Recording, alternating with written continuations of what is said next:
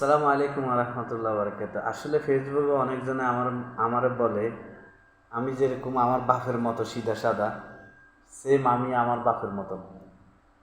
ফেসবুকে আমার অনেকজনে বলে, মোবাইলে যেমন কি আমার এলাকার পরিবারের সবাই সেম আমার আব্বার মতন আমি সেরকম।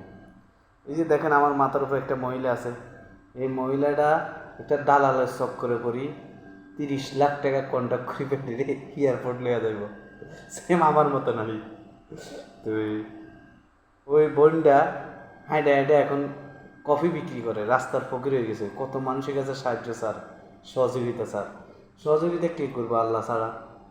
সেম আমার মতো, আলহামদুলিল্লাহ আল্লাহ তো আমার এখনো ভালো রাখছে। কিন্তু ওই যে আমার এই বোনটার মতন আমি এত খারাপ হই নাই। এই বোনটা যা আছে সব বিক্রি করে দিয়ে দিচ্ছে, এটা ইউরোপে লয়ে যাবে আমার মতন। কথা বলছেন নি ভাই? দেখেন এই বইনটার অনেক সময় ফেসবুকের মাঝে দেখেন, এই বইনটা ইউটিউবের মাঝে দেখেন, এই বইনটা অনেক কান্দাকাটি করে, অনেক মানুষের কাছে সাহায্য চায়। সাংবাদিক ইলিয়াস ভাই, ওই যে সাংবাদিক ইলিয়াস ভাই, সাংবাদিক বিনাকি ভট্টাচার্য না কি কয়, ওনার ওনার অনেক মানুষের বড় বড় লোকের সাহায্য চায়।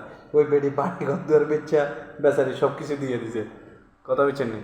তো এই আমি বিশেষ করে এই কথাটা ভিডিওগুলো কিসের জন্য করি, আমি বাংলাদেশের ফতরাগত আপনারা রক্ষা মানে ফতরাকের পিছনে আটবেন না। এখন বর্তমান যুগের মানুষ ভালো না, বর্তমান যুগের মানুষ বহুত খারাপ। এই বন্ডার ভিডিওগুলো দেখে আসলে আমার নিজের চোখের পানি চলে এসেছে। আমি তো নিজে ভুক্তভোগী। এই বন্ডার ভিডিওগুলো দেখে আমার নিজের মানে মানে নিজেরা নিজে রক্ষা করতে পারি না। তারপরে আল্লাহর কাছে শেষ যদি সবসময় বলি, আল্লাহ তুমি যেটা চাইছো, যেটা আমার জন্য কবুল করছে, আমি এটাই শুকর আলহামদুলিল্লাহ।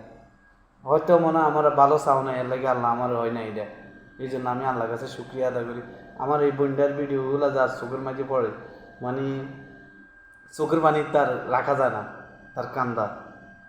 তার জন্য দোয়া করি আল্লাহ যাতে তার যে সমস্যার সমাধান যাতে আল্লাহ তালা করে। এটাই দেখেন, আমার মতন আপনারা ফেরেন না।